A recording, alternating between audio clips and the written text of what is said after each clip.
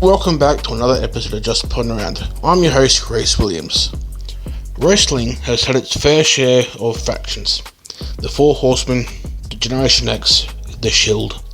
But only one group completely changed the way a wrestling show felt.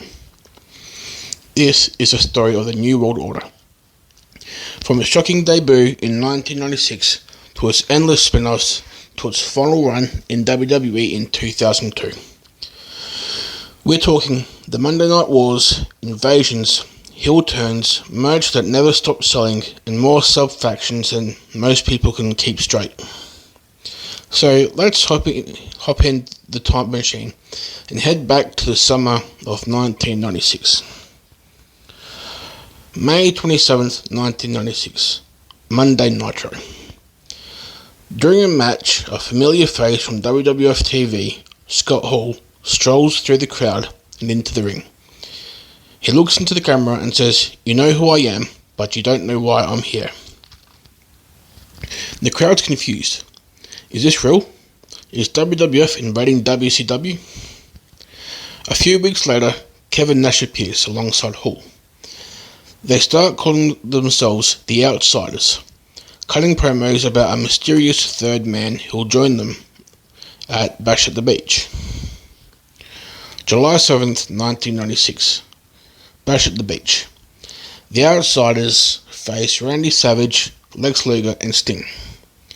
Midway through, Luger's out injured, but when it looks like Savage and Sting might get the upper hand, Hulk Hogan comes down and drops the leg on Savage.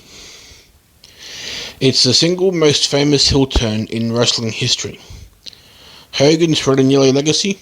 Gone. The boos are deafening. He grabs a mic and declares the formation of the New World Order of Professional Wrestling. Hall, Nash and Hogan, the core trio, became the hottest act in the business. They're booked as an invasion, beating down WCW's top stars, spray painting nWo on belts, taking over broadcast segments, and refusing to play by WCW's rules. And it wasn't just America.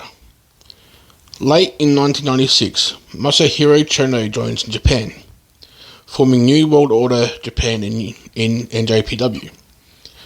This instantly turns the faction into an international phenomenon.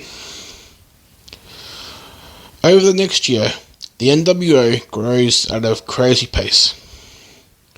Buff Bagwell turns on his partner Scotty Riggs to join.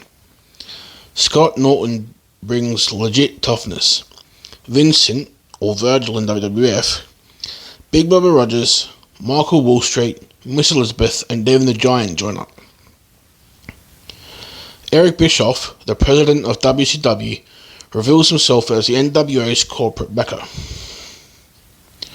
Meanwhile, in Japan, nWo Japan adds Hiroshi Tenzan, Satoshi Kojima, and eventually the Great Muta, leading to faction warfare in NJPW.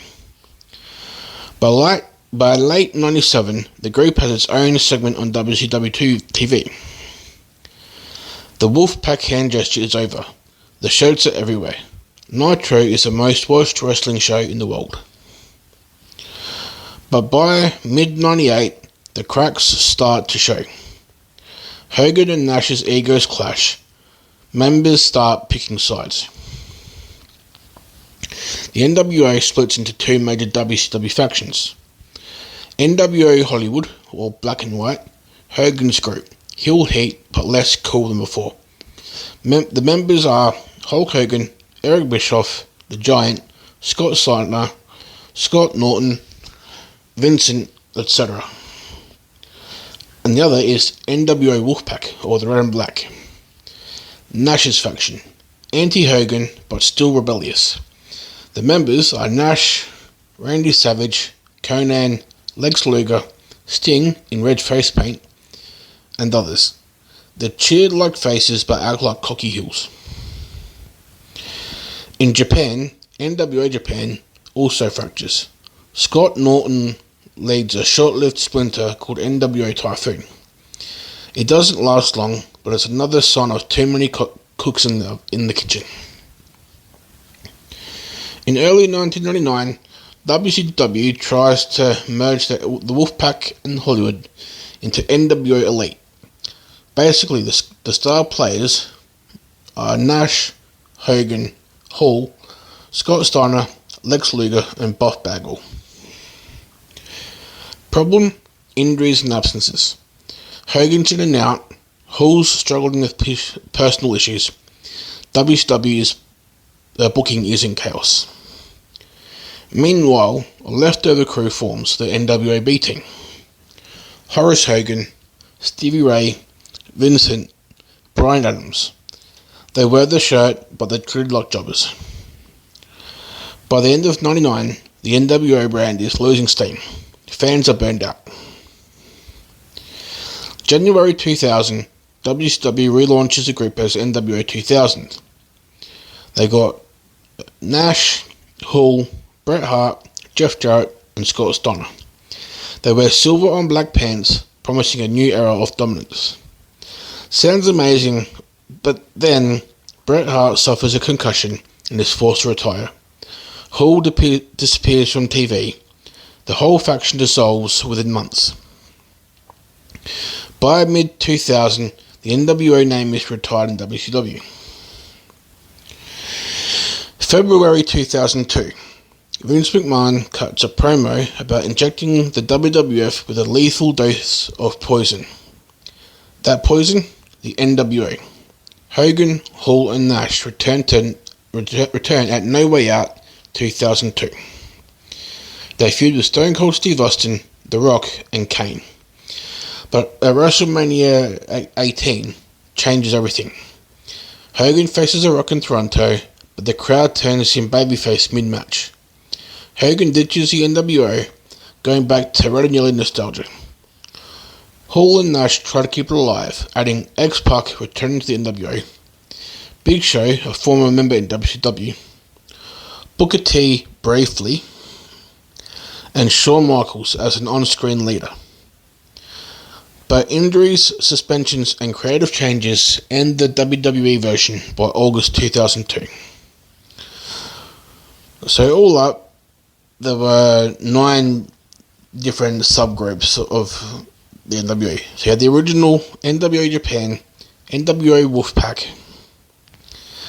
nWo Hollywood, nWo Elite, nWo B Team, nWo Typhoon, nWo 2000, and nWo WWE.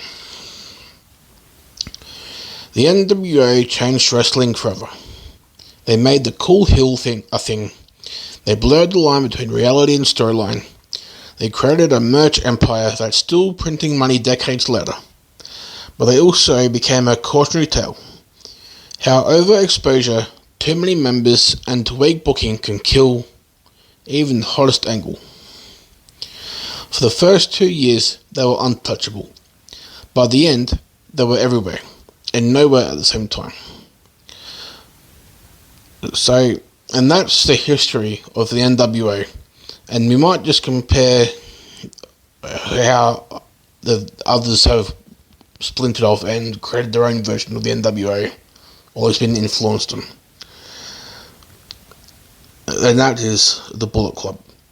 Until then, keep putting around, and I'll catch you next time.